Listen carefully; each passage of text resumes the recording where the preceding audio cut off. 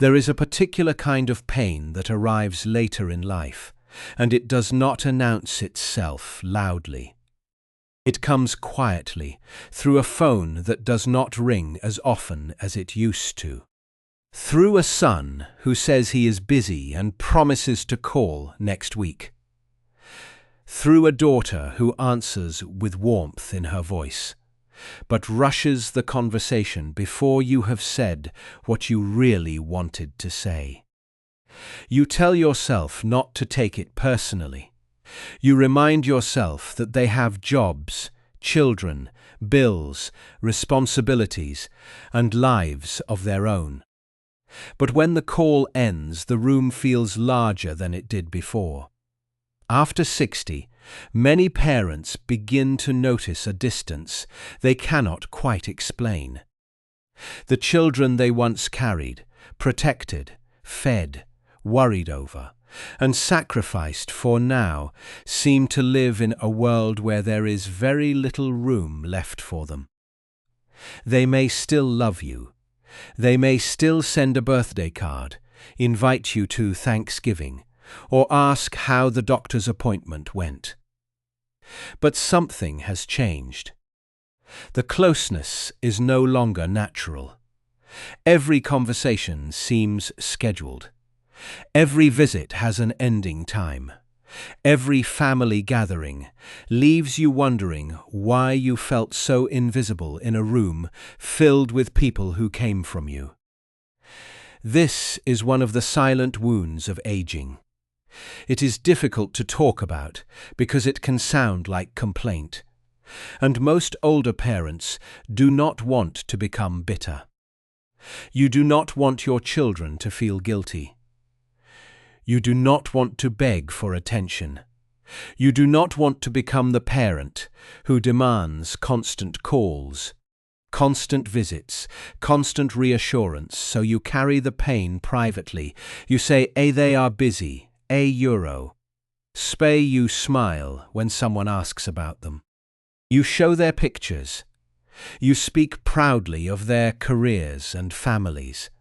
Then you go home and sit at a table that used to be crowded. Marcus Aurelius understood something about human pain that becomes especially important in the later years. He taught that much of our suffering does not come only from what happens, but from the meaning we attach to what happens. This does not mean your pain is imaginary. It does not mean you should pretend that distance does not hurt. It means that beneath the silence of your children, there is another story forming in your mind, and that story may be cutting you more deeply than the silence itself. The phone does not ring, and the mind says, "I no longer matter." A visit is postponed, and the mind says, "They have been replaced." Your child sounds distracted, and the mind says, after everything I did, this is what I am worth." These thoughts rarely arrive as clear sentences. They come as heaviness in the chest, restlessness at night, irritation over small things, or sadness when you pass an old photograph in the hallway. The event may be simple. The wound beneath it is not. What makes this pain so personal is that parenthood was never just one part of your life. For many years, it was the center of your identity. Your days were organized around other people's needs. You woke up early, stayed up late, worked when you were tired, spent money you did not have, and carried worries your children never knew existed. You sat in emergency rooms. You attended school meetings. You made holidays happen. You forgave disrespect because they were young. You kept the family moving when nobody noticed how exhausted you were. Then the years passed, and the role that gave your life so much structure slowly disappeared. The children no longer needed rides, advice, money for school supplies. or help packing lunches. They became adults, and you told yourself this was the goal. You wanted them to become independent. You wanted them to build their own lives. Yet independence can feel very different when you are the one left standing outside the life you helped create. This is where many parents become confused. They say, "I've raised them to be strong, so why does their strength feel like rejection?" The answer is painful but important. A child's independence is not always experienced by the parent as success. Sometimes it is experienced as disappearance. When your daily purpose was built around being needed, not being needed can feel like not being loved. And those are not the same thing. Marcus Aurelius would ask you to separate what has happened from what you fear it means. Your child may call less often. That is a fact. Your child may be overwhelmed, self-absorbed, distracted, emotionally immature, or uncomfortable with aging. Those are possibilities. But the conclusion that your life no longer has value is not a fact. It is a judgment created in the painful space between expectation and reality. That space grows wider after 60 because time begins to feel different. When you were 40, a missed visit felt temporary. There was always next month, next summer, next Christmas. After 60, especially after illness, retirement, or the loss of a spouse, every delay can feel heavier. You begin to count time in a way your children do not. They think they are postponing lunch. You wonder how many lunches remain. They think they will call when life calms down. You know life rarely calms down. They assume there will be another holiday. You have learned not to assume. This difference in the experience of time is one reason older parents and adult children often misunderstand each other. Your children may not realize that a 2-week silence feels longer now. They may not understand why a cancelled visit carries so much weight. They are moving through the busiest years of their own lives, while you may be moving through quieter years where each connection matters more. Their calendar is full. Yours may have open spaces. Their attention is scattered. Yours is waiting.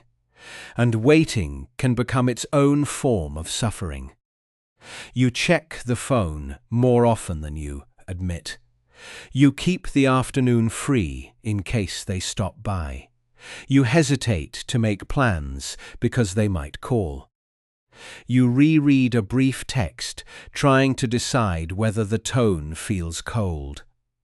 You notice how quickly they respond to other people online, while your message sits unanswered. You tell yourself it is silly, but the hurt remains.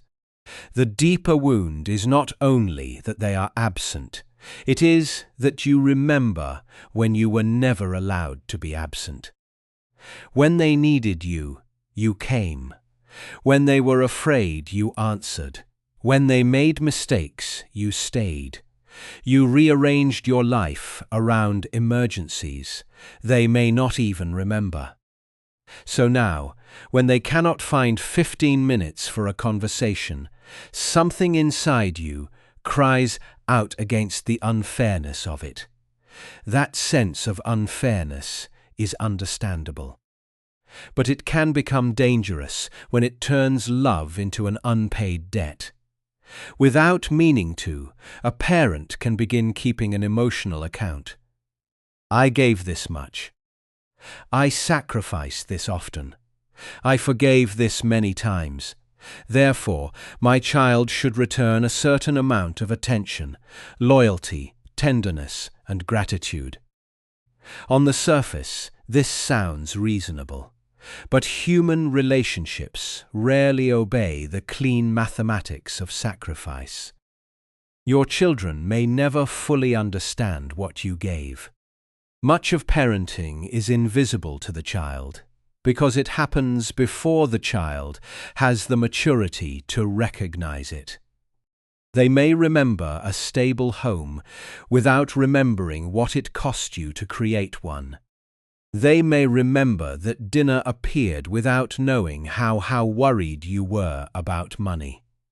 They may remember the family vacation without remembering the overtime hours that paid for it. They lived inside the shelter. You remember the storms outside it. This difference can feel like ingratitude, and sometimes it is. Some adult children are careless. Some are entitled. Some appear only when they need money, help, childcare, or a place to stay. Some speak to their parents with a coldness they would never use with a stranger. Some punish an aging mother or father for mistakes made decades ago, while ignoring every effort that followed. It would be dishonest to pretend that every distant child is simply busy. But even when your child has been unfair, Marcus Aurelius would still bring your attention back to the one place where your dignity remains protected: your own mind. You cannot force gratitude into another person. You cannot make someone value what they are determined to overlook. You cannot demand tenderness from a heart that has become distracted, resentful, or closed. You can speak honestly, you can set limits, you can refuse disrespect, but you cannot control what another person is willing to see. This is where silent pain often becomes silent humiliation. You may find yourself over-explaining, over-giving, and overreaching just to maintain a connection. You send money you cannot afford to send. You agree to favors that leave you exhausted. You hide your own needs because you are afraid of becoming a burden. You accept last-minute invitations because you are grateful to be included at all. You allow conversations to revolve around their problems, while yours remain unspoken. You may even become more useful in the hope of becoming more loved. You offer to babysit, fix things, lend money, cook meals, drive long distances, or change your plans. You tell yourself this is what family does. But beneath the generosity, there may be a frightened question. Will they still want me if I stop being useful? €1. That question is one of the most painful questions an older parent can carry. It appears after retirement, when the job title is gone. It appears after physical strength begins to change. It appears when you can no longer host every holiday, repair every broken appliance, or rescue everyone from their emergencies. You begin to wonder whether people loved you, or only loved what you provided. The fear of becoming a burden makes many older adults disappear inside their own families. They say they are fine when they are lonely. They minimize pain after medical appointments. They avoid asking for help. They laugh off disrespect. They do not want to be difficult, needy, or dramatic. They have spent a lifetime being the strong one, and now they do not know how to reveal that strength has limits. But hiding your needs does not always protect your relationships. Sometimes it teaches people that you have no needs. It teaches them that you will always understand, always wait, always forgive, and always be available. Your silence may look like peace from the outside, while inside it is slowly becoming resentment. Marcus Aurelius did not teach people to become emotionless. He taught them not to surrender the command of their inner life to the behavior of others. There is a great difference between feeling hurt and building your identity around being hurt. There is a difference between acknowledging neglect and waking each morning, waiting for proof that the distance between you and your adult children rarely begins with one dramatic event. More often it grows through a series of small disappointments that seem too minor to confront. A call returned 3 days later. A holiday plan decided without asking you. A conversation interrupted because someone else is calling. A grandchild's important moment discovered through a photograph online. Each event can be explained. Together, they begin to form a pattern, and the pattern begins to feel like a message. You may tell yourself that families change, and of course they do. Children marry, move, build careers, raise children, and become surrounded by obligations you no longer see. Their lives become complicated in ways they may not know how to explain. Yet knowing this does not remove the ache of being placed at the edge of the circle. Understanding why someone is distant does not make the distance warm. The pain becomes sharper because older parents often receive mixed signals. Your children may say they love you, but rarely make time for you. They may tell you not to worry, while giving you very little reason to feel secure. They may become concerned when you mention a medical issue, then disappear once the immediate concern passes. They may say, you should have told me. But when you do tell them, they sound impatient or overwhelmed. This inconsistency keeps hope alive, while also keeping you emotionally unsettled. If they were completely gone, the loss would be clear.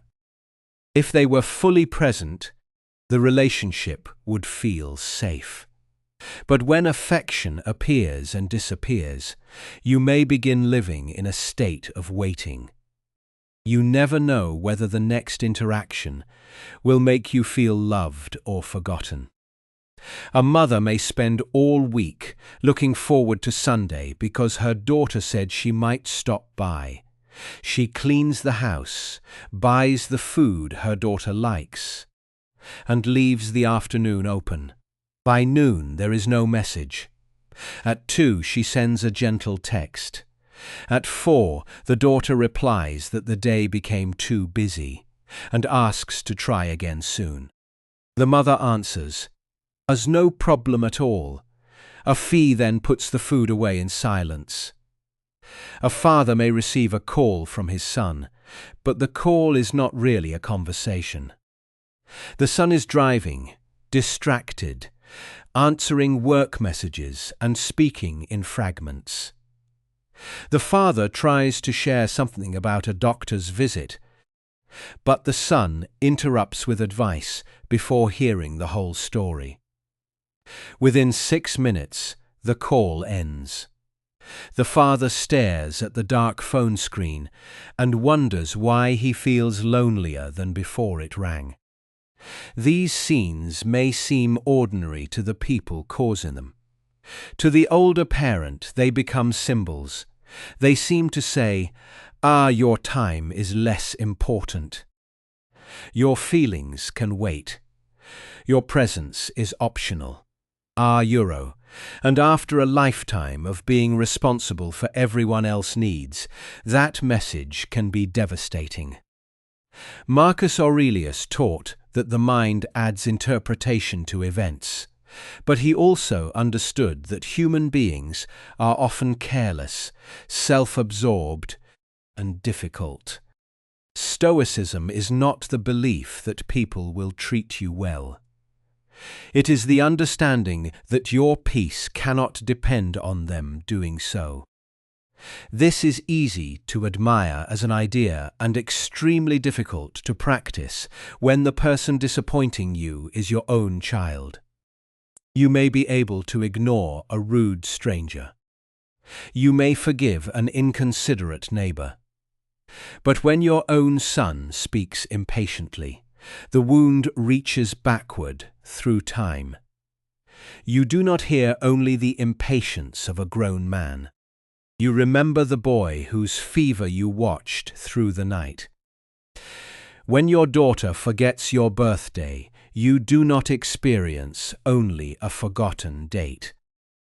You remember every cake you baked for hers, every candle you lit, every effort you made to help her feel celebrated.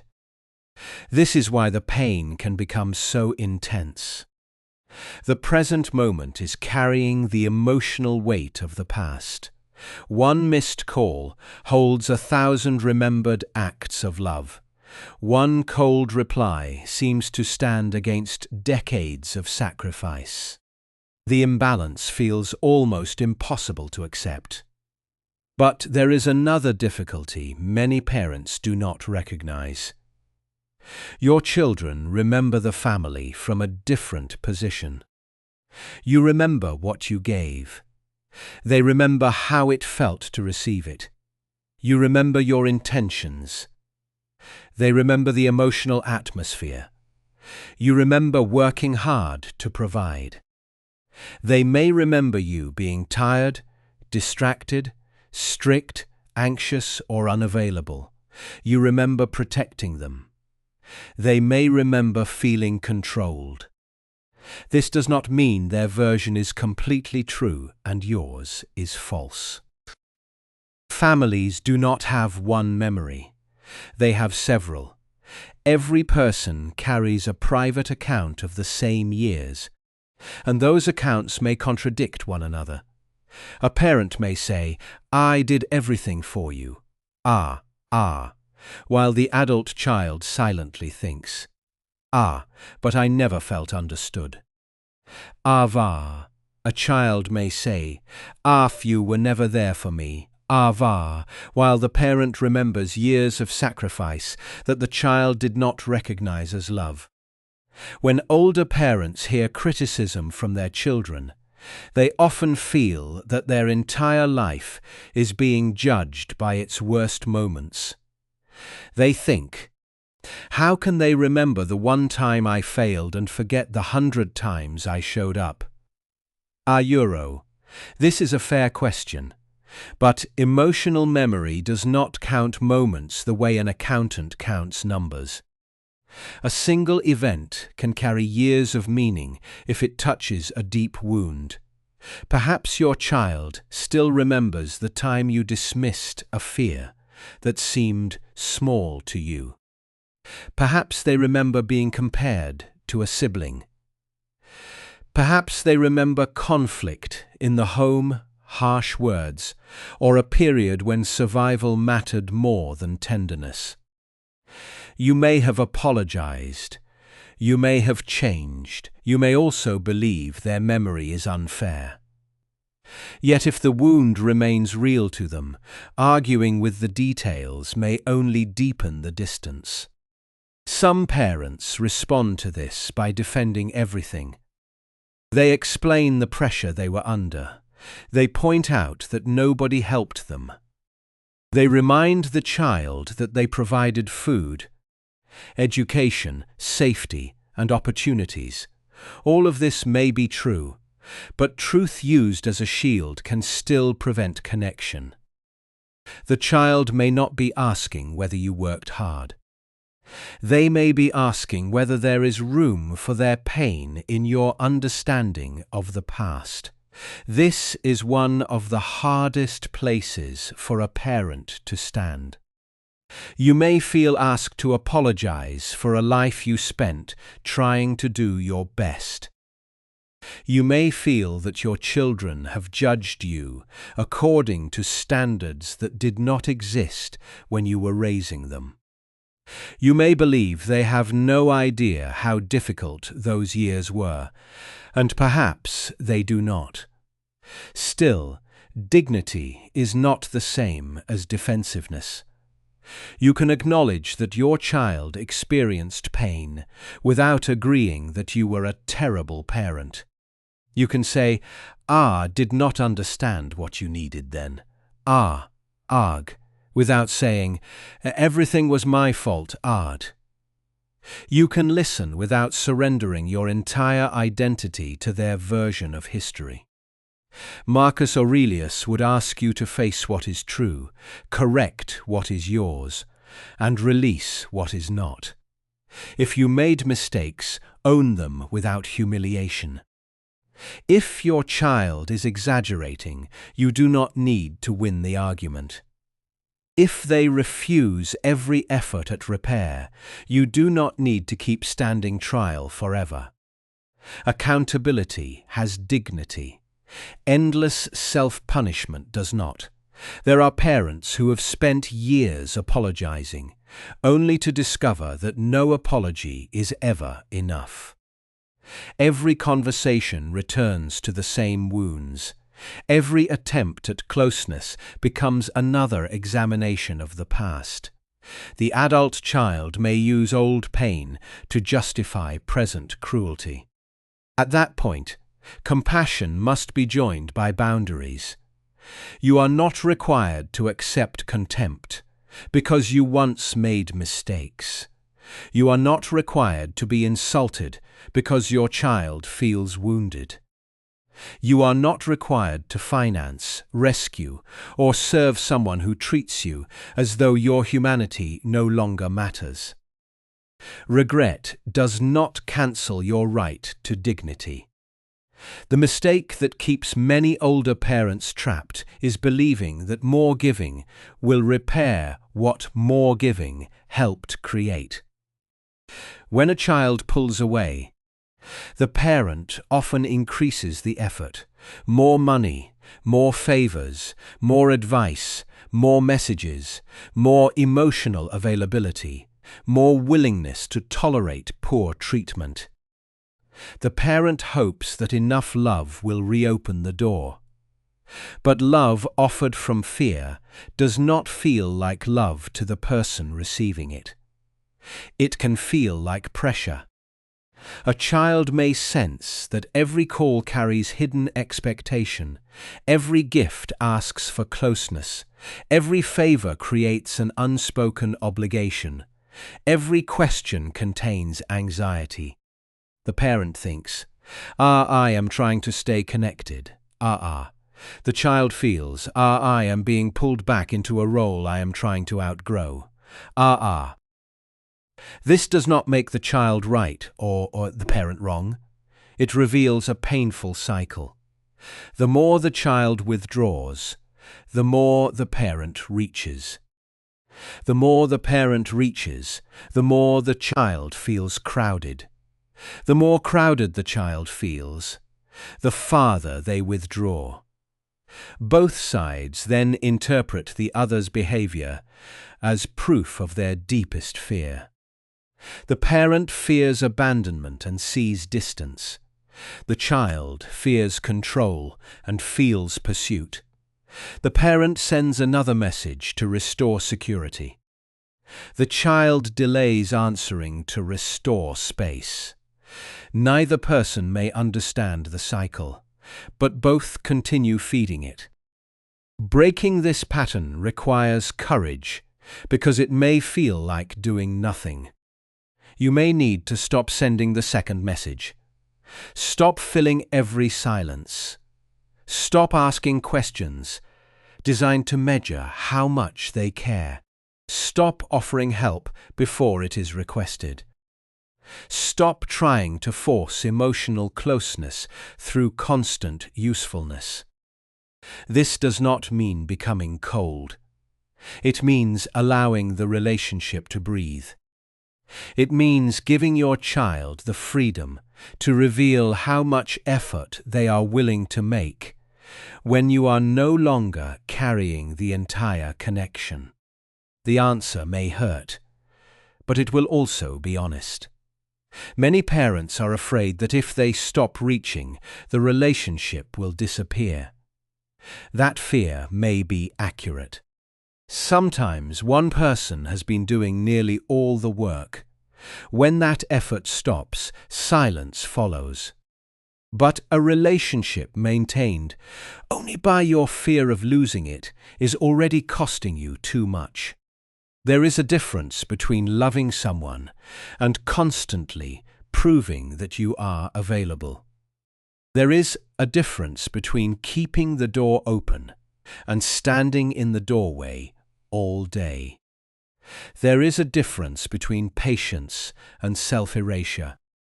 You may discover that your child calls only when money is needed.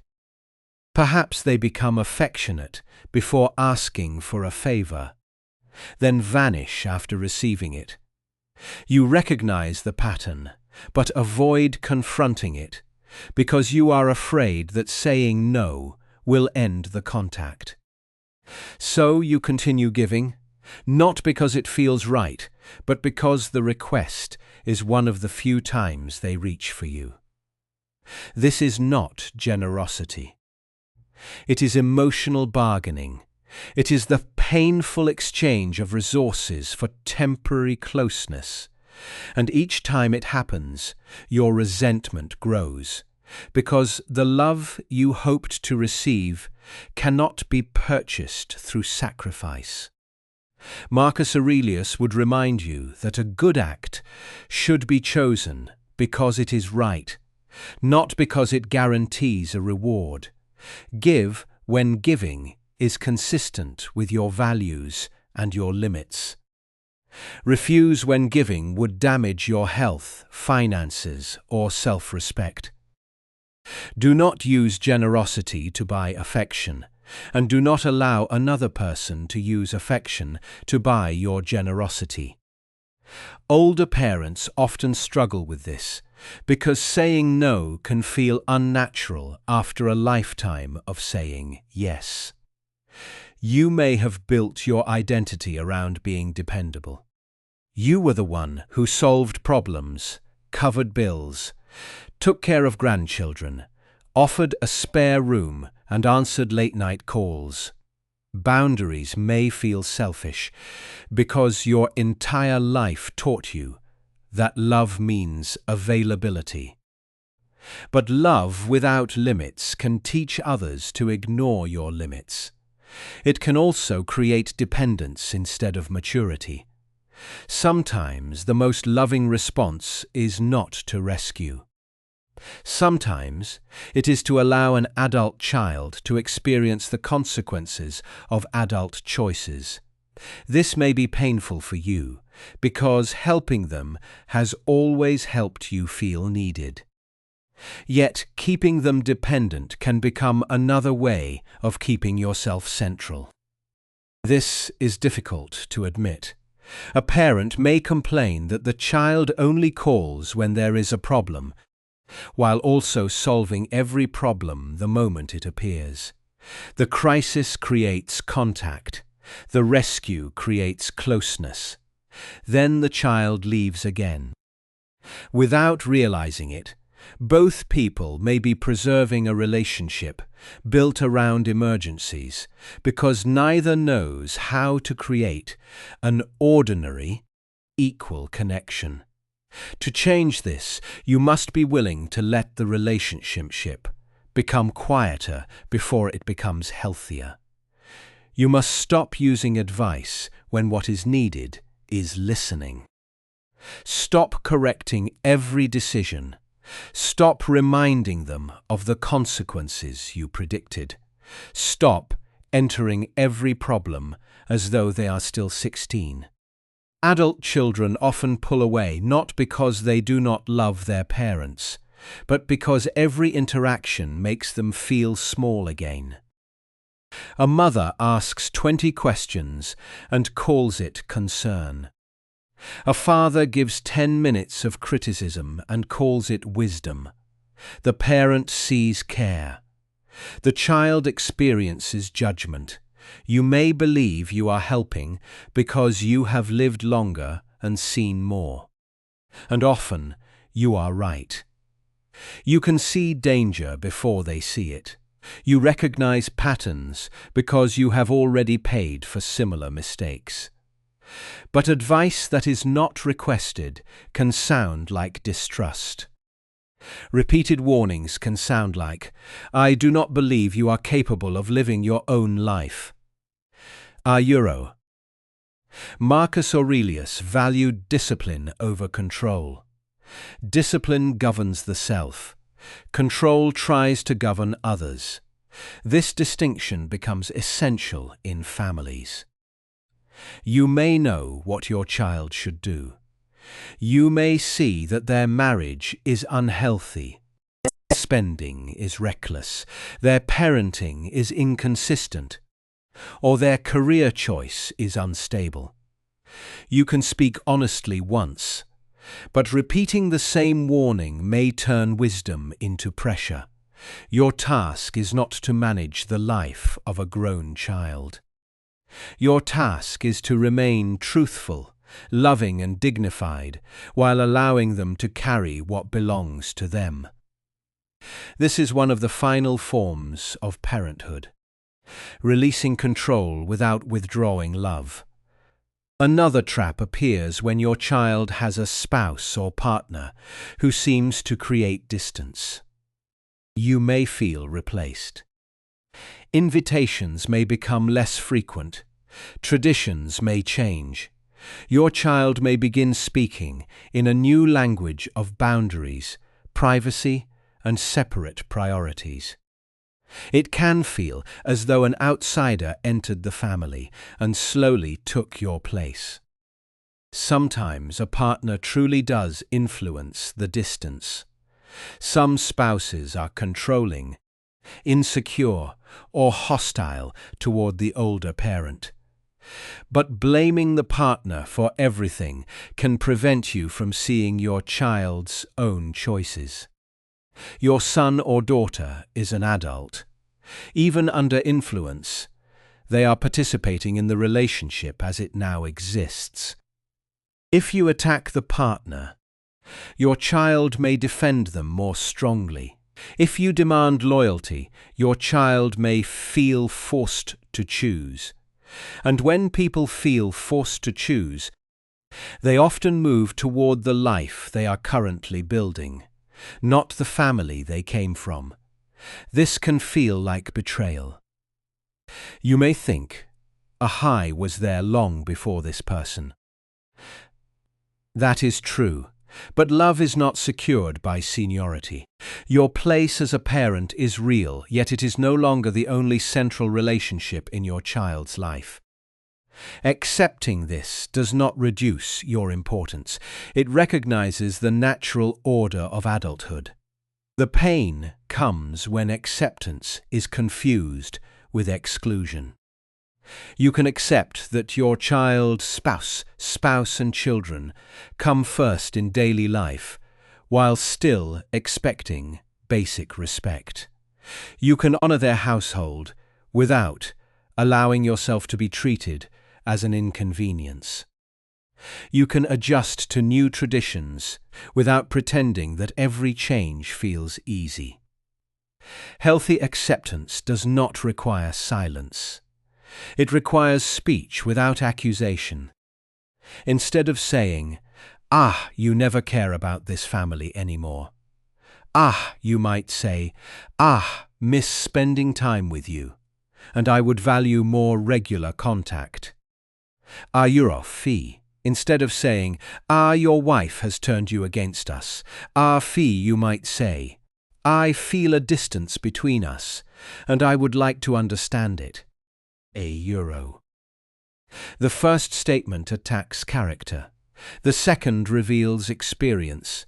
One invites defense. The other leaves room for truth.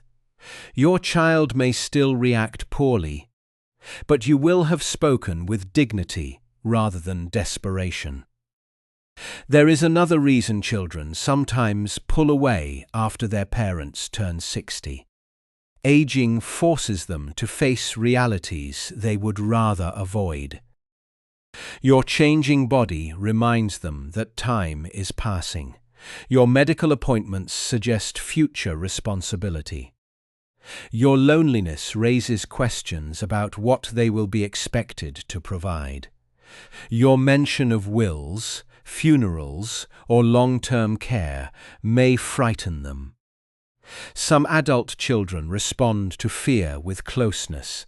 Others respond with avoidance. They delay conversations about health. They become irritated when you mention practical needs. They say, "You are fine," because they need you to remain fine. Your vulnerability threatens the image of you they have carried since childhood. To them, you were the one who knew what to do. You drove through storms, you handled emergencies, you paid the bills, you stood between them and danger. Seeing you become uncertain, tired, forgetful, or physically limited can disturb something deep inside them. They may not be avoiding you. They may be avoiding the fear that one day you will not be there. This does not make the avoidance less painful, but it changes the meaning. What looks like indifference may sometimes be unprocessed grief. What sounds like impatience may be fear with nowhere to go. Adult children are not always emotionally prepared to watch their parents age, even when they are old enough to know better. You may also unintentionally increase their fear by hiding too much and revealing everything only during a crisis. You say nothing about a health problem because you do not want to worry them. Then they receive a call from the hospital. From your perspective, you were protecting them. From theirs, they were denied the chance to prepare. On the other hand, some parents describe every symptom in detail and make each conversation revolve around illness. The child begins to associate contact with anxiety, responsibility, and helplessness. Again, balance is required. Speak honestly about what affects them. Do not dramatize, but do not disappear behind the words, am fine." You are allowed to say, am concerned, but I am handling it."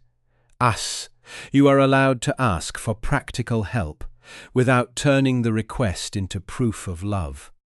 You are allowed to prepare for the future without demanding that your children erase their own lives to manage yours.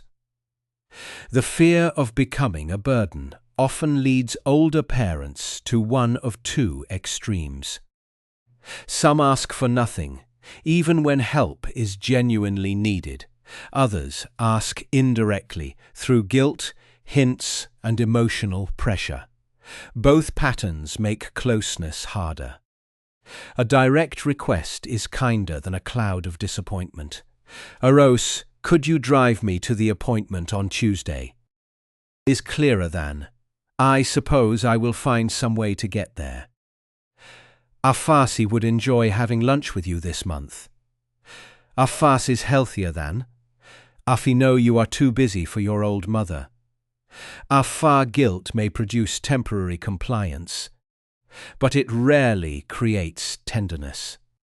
Marcus Aurelius would ask you to speak plainly and accept the answer without turning it into a judgment on your worth. Your child may say yes, they may say no, they may offer another day. Their response gives you information. It does not define the value of your life. The deepest mistake is allowing every interaction to become a test. Did they call first? Did they stay long enough? Did they sound enthusiastic? Did they remember the date? Did they ask enough questions? Did they notice that you were sad? When love becomes a test, both people become anxious. The parent watches for proof. The child senses that nothing is quite enough. You may not say any of this aloud, but disappointment enters your voice. A small sigh, a cold goodbye, a remark about how long it has been, a mention of another family whose children visit every week.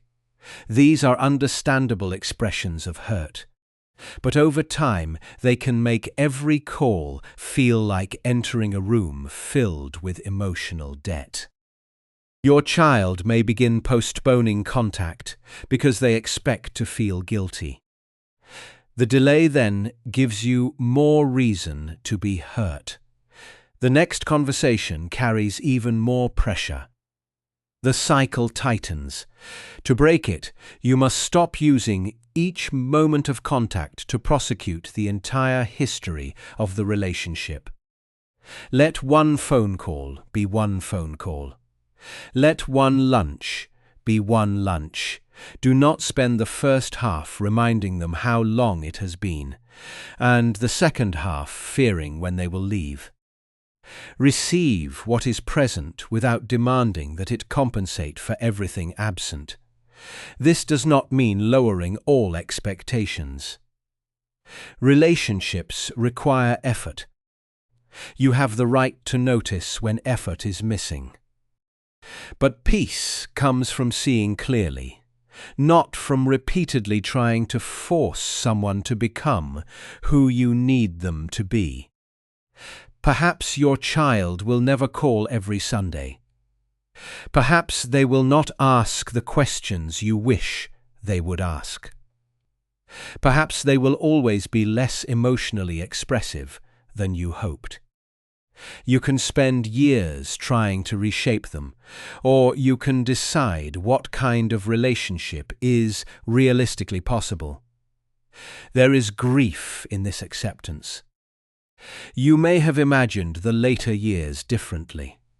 You saw family dinners, grandchildren running through the house, adult children dropping by for coffee, holidays filled with stories and familiar laughter.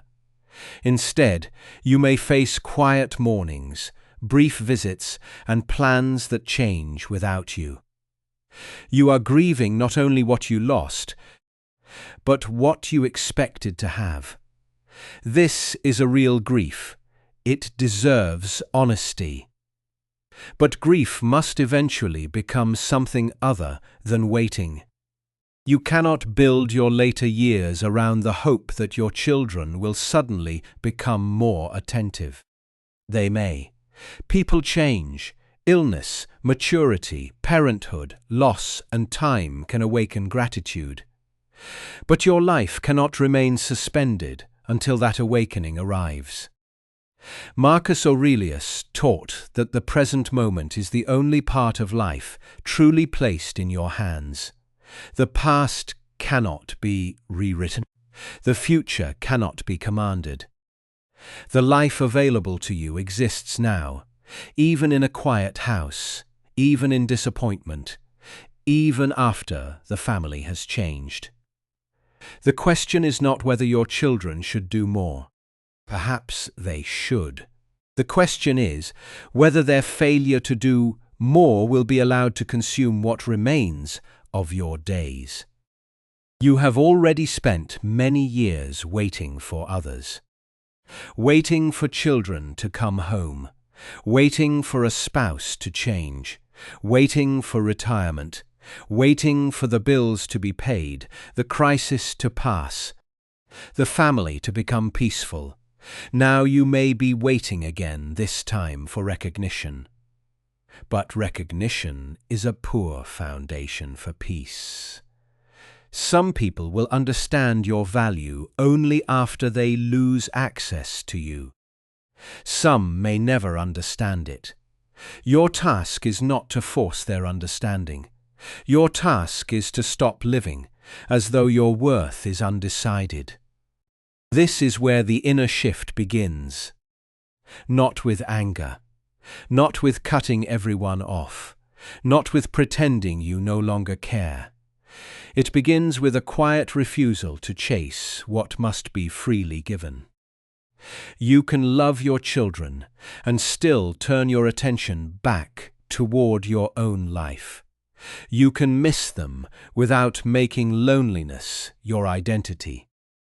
You can remain available without being endlessly on call. You can answer with warmth without dropping every boundary the moment they return. And when they do return, whether for a visit, a favor, or a brief conversation, you can meet them as an adult meeting another adult. Not as a frightened parent begging to be remembered. Not as a judge presenting evidence of neglect. Not as a servant trying to earn a place. You can meet them from the ground of your own dignity. That dignity will not remove every pain. The phone may still remain silent some evenings. The holidays may still carry an ache. You may still look at old photographs and mourn the years when closeness seemed effortless. But you will no longer let the silence speak for your entire life. The real freedom is not getting your children to come closer. The real freedom is becoming whole enough that their distance no longer destroys you. And from that wholeness, you may finally create the possibility of a relationship not built on fear, guilt, debt, or pursuit, but on honesty. T.P.N. Hi. P.P.Af. P.V.T.Ac. The final work is not to make your children understand every sacrifice. It is to stop requiring their understanding before you allow yourself to live with peace. This is not a small change. For many parents, it feels like releasing the last claim they have on the life they built. But what you are releasing is not love. You are releasing the demand that love return in the exact form you once imagined. Marcus Aurelius would not tell you to become indifferent. He would tell you to become steady. Indifference closes the heart. Steadiness keeps the heart open without allowing every disappointment to enter and rearrange the furniture. You can still care deeply. You can still hope for closeness. You can still feel joy when your children call. But you no longer place the entire meaning of your day inside that call. This begins with a simple inner boundary. You stop telling yourself that their distance is proof that you failed. Perhaps you did make mistakes. Every parent does. Perhaps there are things you would change if you could return to those years. But regret must be specific to be useful. Vague regret becomes self-punishment. Instead of saying, "Ahoy ruined everything," ask, "Ahoy, what exactly do I wish I had done differently?" €1. Perhaps you wish you had listened more. Perhaps you were too critical, too busy, too anxious, or too controlling. Perhaps you stayed in an unhappy marriage too long. Perhaps your child needed affection in a form you did not know how to give. You can name these things honestly without turning your entire life into a crime scene. A sincere apology is not a strategy for getting someone back. It is an act of truth. You may say, "I understand that I hurt you in ways I did not see at the time. I cannot change the past, but I am sorry. And I am willing to listen." Then you stop defending the apology. You do not follow it with a list of everything you provided. You do not demand forgiveness on your schedule. You do not use your age as a reason they must forget. At the same time, you do not spend the rest of your life apologizing for existing.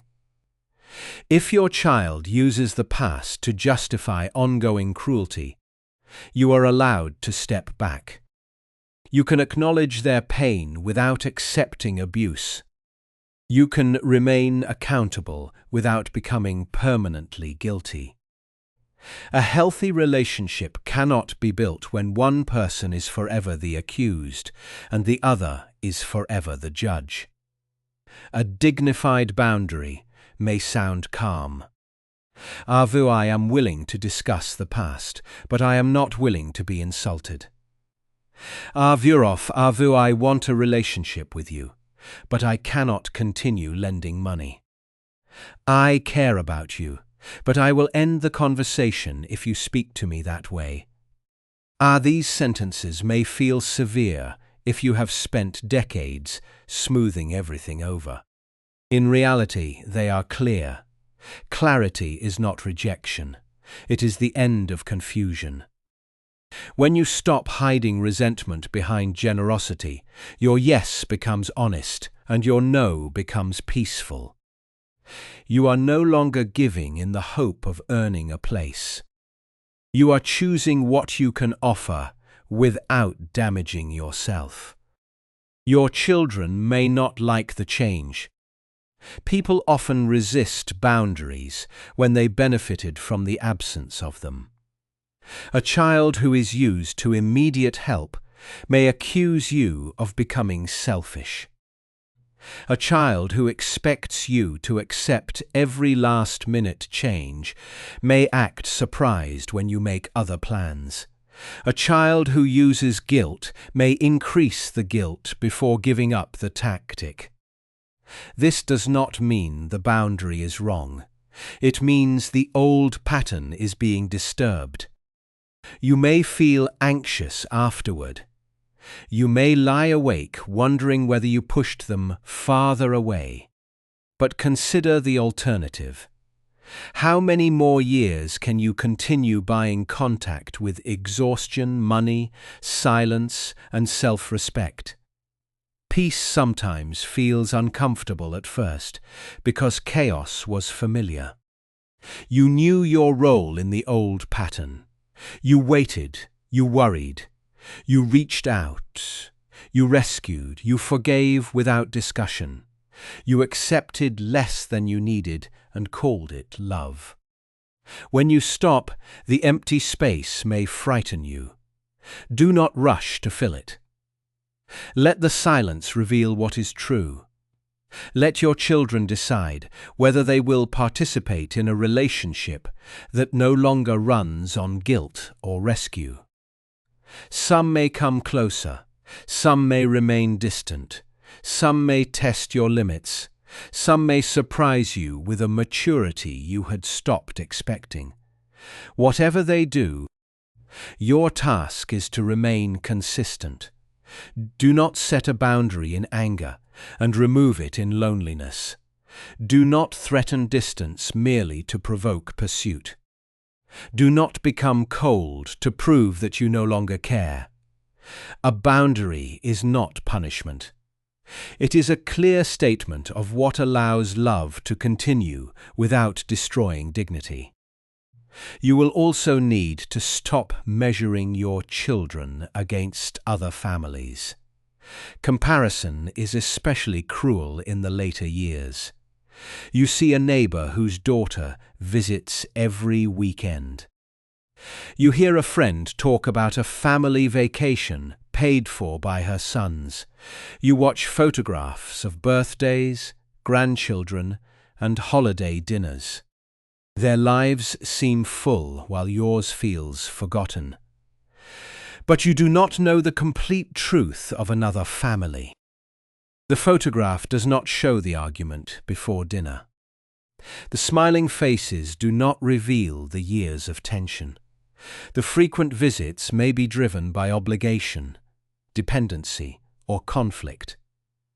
Some families are genuinely close, but their closeness is not evidence that you are unworthy.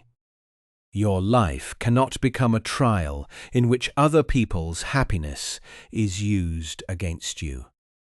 You have enough grief without adding imagined perfection.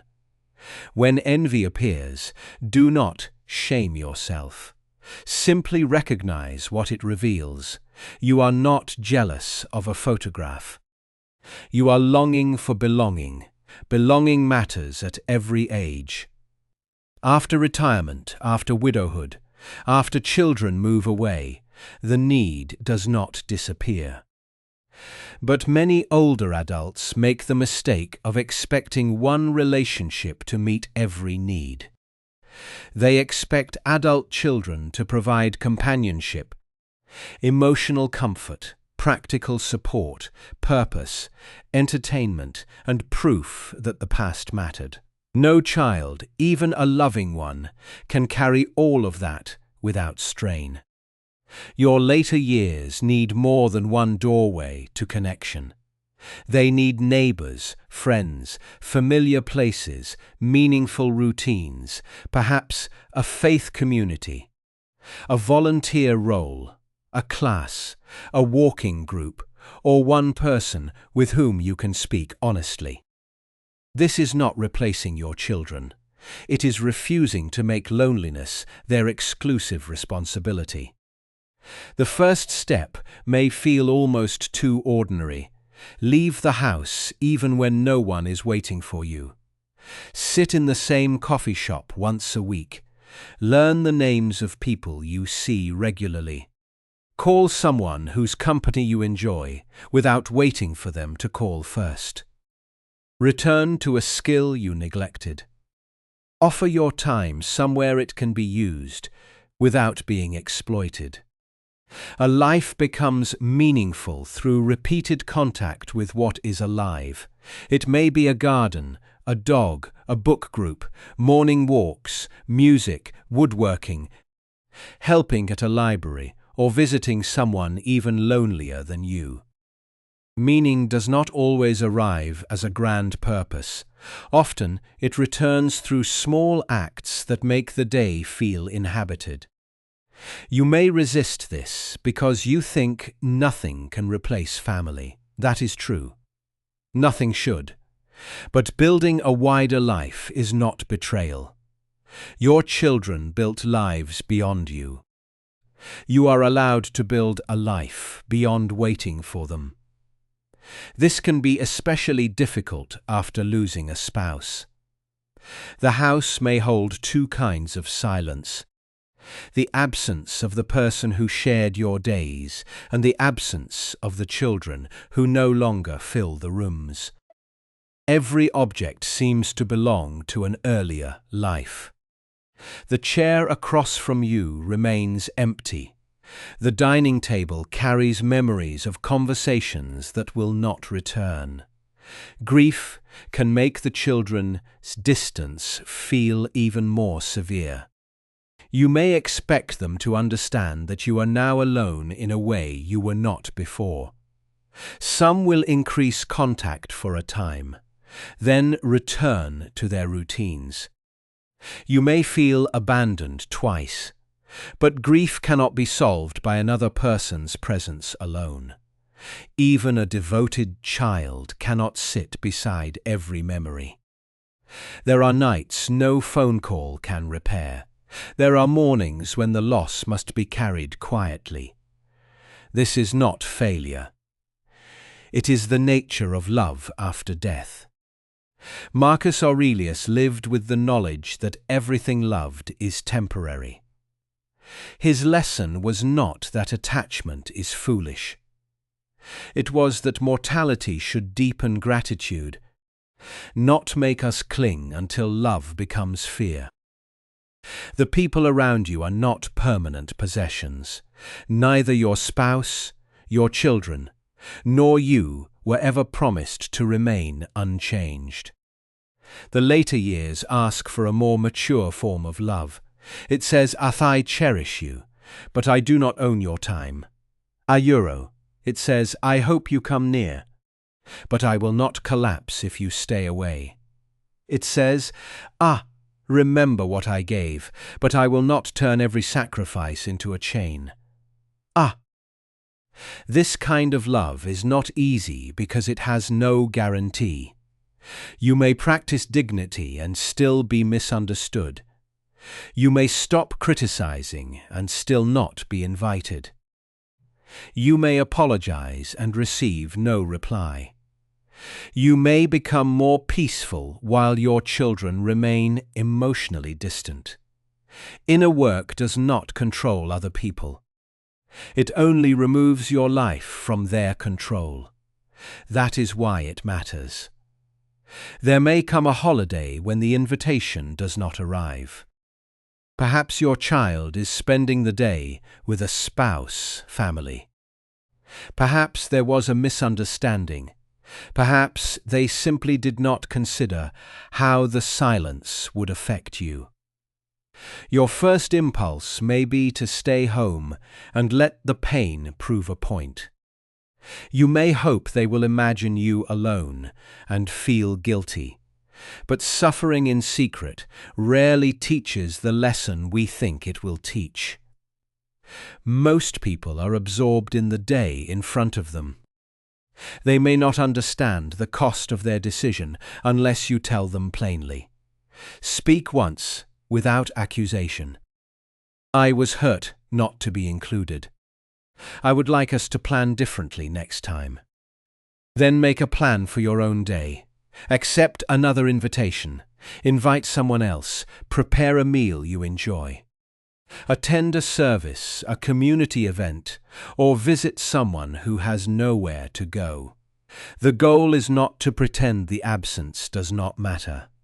The goal is not to hand the entire day over to it. A painful event can occupy part of the heart without occupying every room in the house.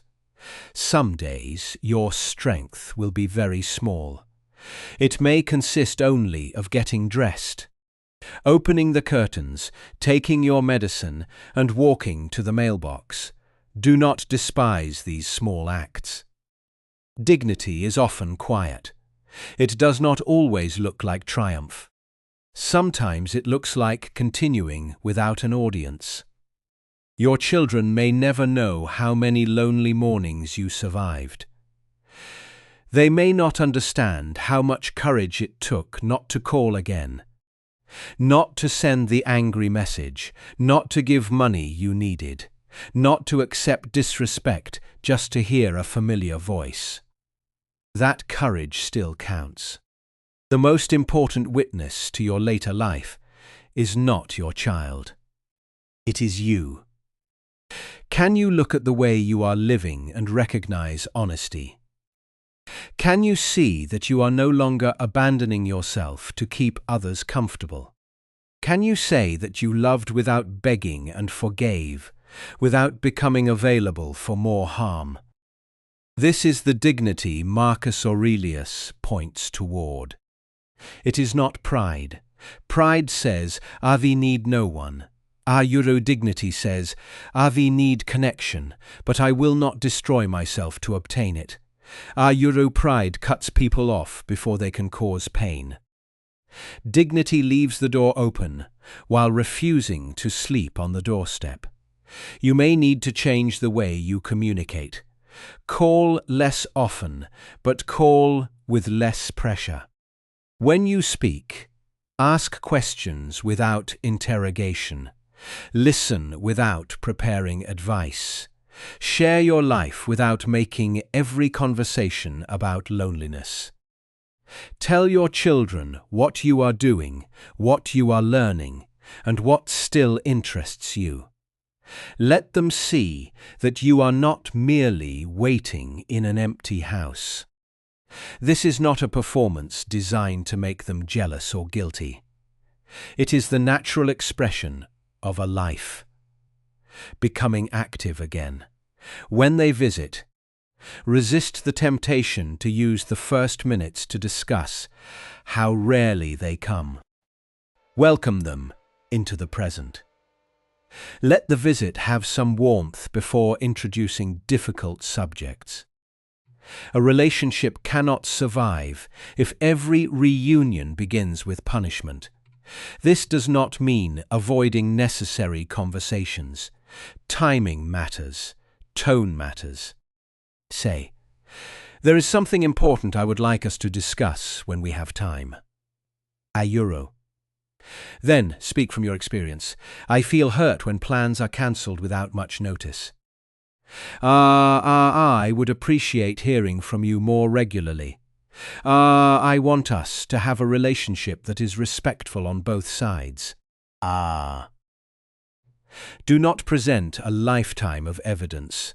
Do not bring up every missed birthday, every unanswered text, every forgotten promise.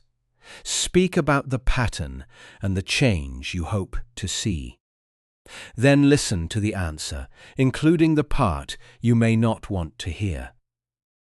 Your child may tell you that your calls feel critical. They may say they avoid visiting because conflict always follows. They may feel pressured by your expectations. Some of what they say may be unfair. Some may be painful but true. Take what is useful. Leave what is cruel.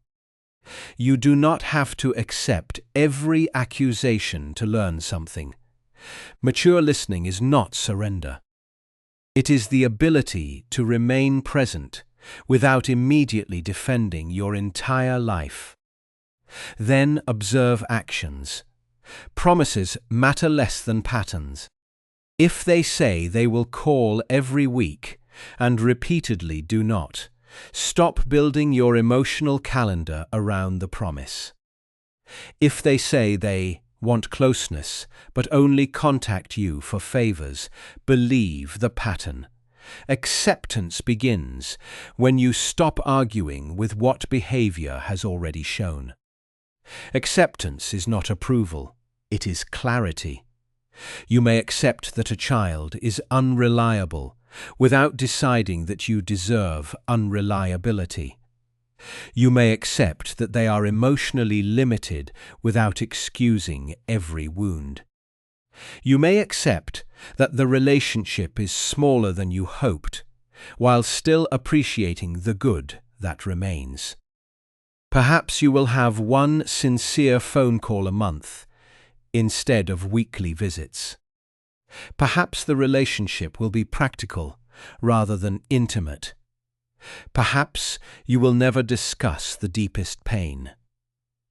This may not be enough for your heart, but it may be the most reality can honestly offer. There is peace in no longer demanding that a small relationship pretend to be a large one. You meet it where it is. You do not decorate it with false hope, and you do not poison it with constant disappointment. You receive what is real and build the rest of your emotional life elsewhere. For some parents, the healthiest choice is greater distance. There are situations involving addiction, repeated financial exploitation, verbal abuse, manipulation, threats, or constant chaos. Love does not require unlimited access. You are allowed to protect your home, money, health, and mind. You may say, "I love you, but I cannot participate in this pattern." You may limit calls. You may refuse to discuss certain subjects. You may stop lending money. You may require respectful communication before visits continue. These choices can bring grief and guilt. Society often assumes that parents must remain endlessly available, no matter how adult children behave. But parenthood does not erase personhood. Your age does not make you a public resource for the family. You have the right to stability. You have the right to rest. You have the right to make decisions that protect the years you have left.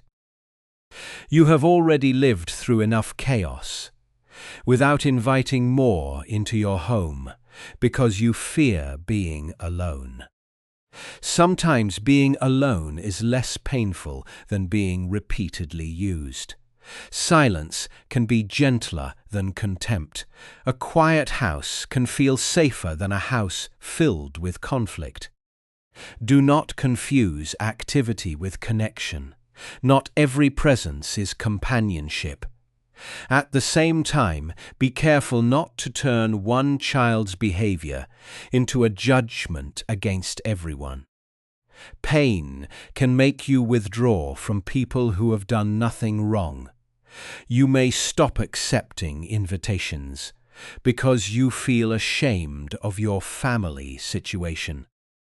You may isolate yourself because explaining the truth feels difficult. You do not owe anyone a full explanation. You can simply say, "Achus, the family is going through a distant season." Then let yourself participate in life. Shame grows in secrecy. Connection weakens it. There is no shame in having an adult child who rarely calls. It does not automatically mean you were a bad parent.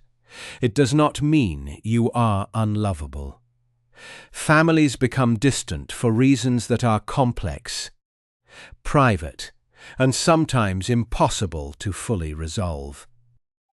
You are not the only person sitting in a quiet living room wondering what happened.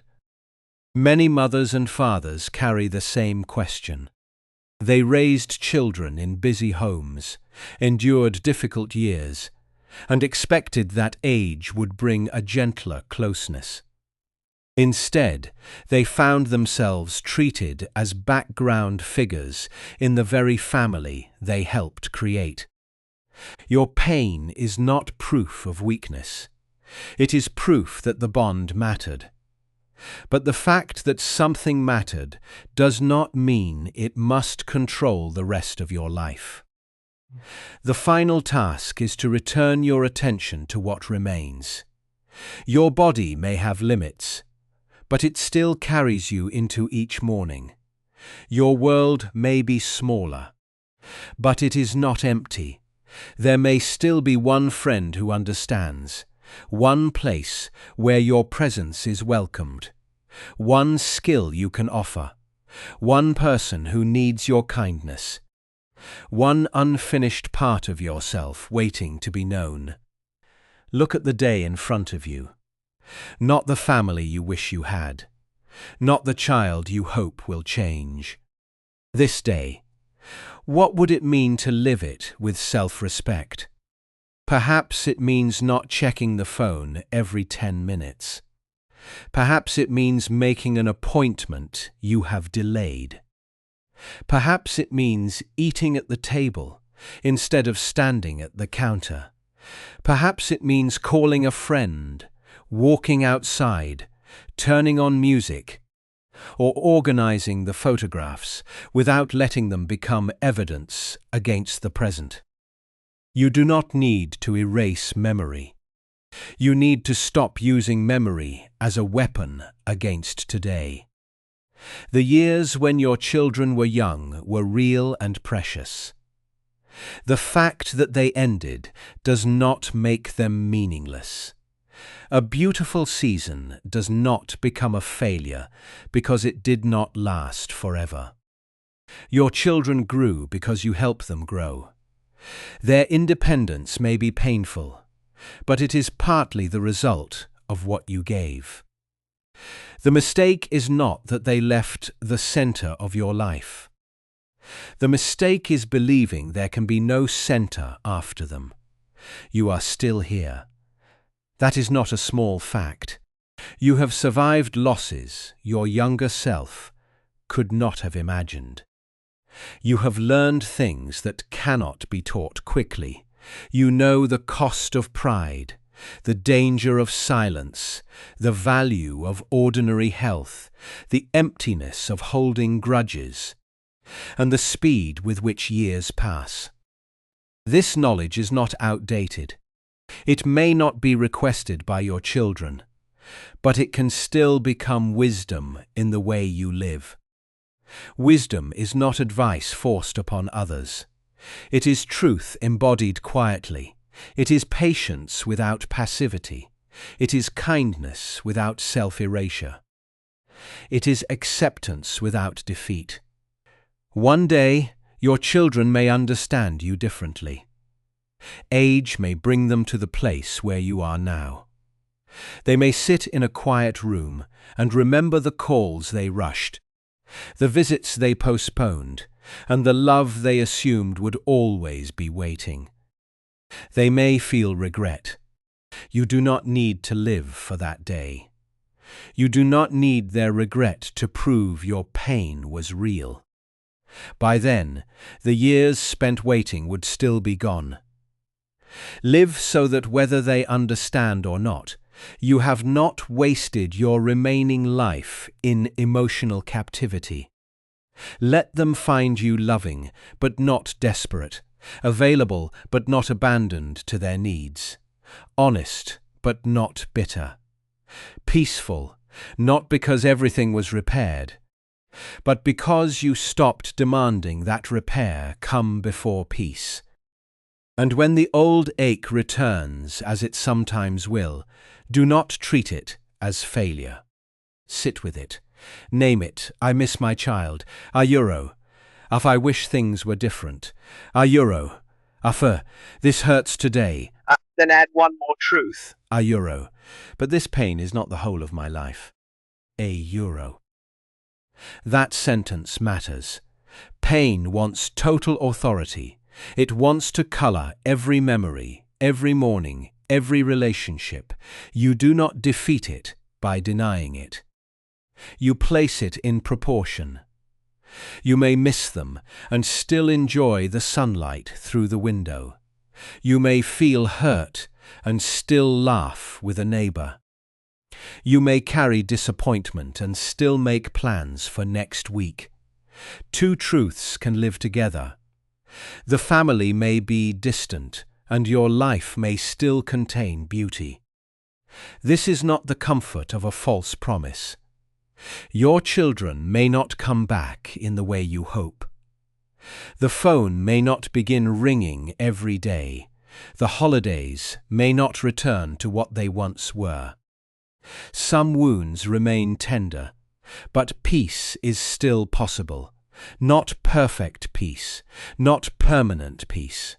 A grounded peace that returns when you remember what belongs to you and what does not. Their choices belong to them. Your character belongs to you. Their silence belongs to them. Your response belongs to you.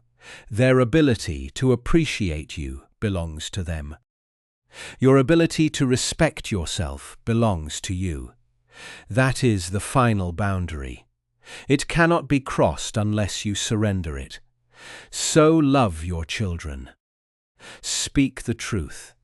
Apologize where apology is owed.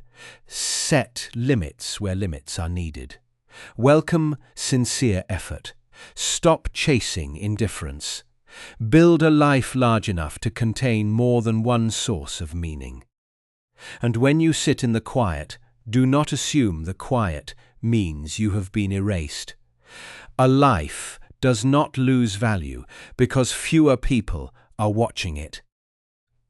The later years are not an empty hallway after the important rooms have closed. They are still part of the house. There is still time to live with dignity. There is still time to become a person whose peace is not rented from other people's attention. There is still time to release the silent bargain that says, a year after everything I gave, you must make me feel whole. €1. You were never meant to receive wholeness from your children.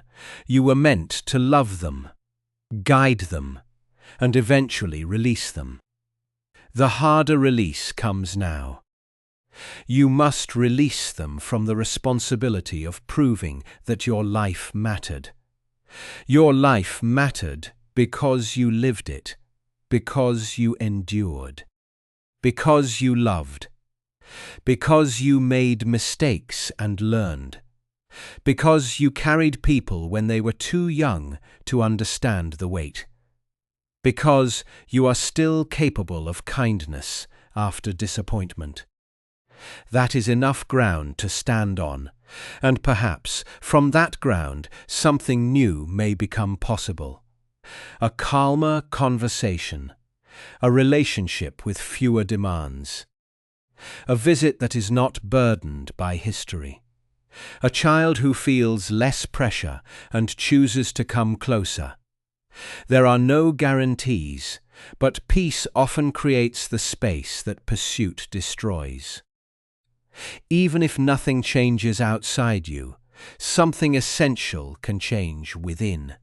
You no longer wake each morning, waiting to be chosen. You choose the life that remains. If this kind of quiet wisdom helps you face the later years with more strength and self-respect, subscribe and stay with us. There are many truths about aging that deserve to be spoken without shame. Noise or false promises. Your children may pull away. Life may become quieter. Roles may disappear. But dignity does not retire. Your inner life does not become obsolete.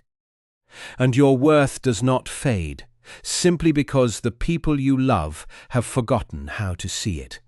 Let them carry their choices. You carry your peace.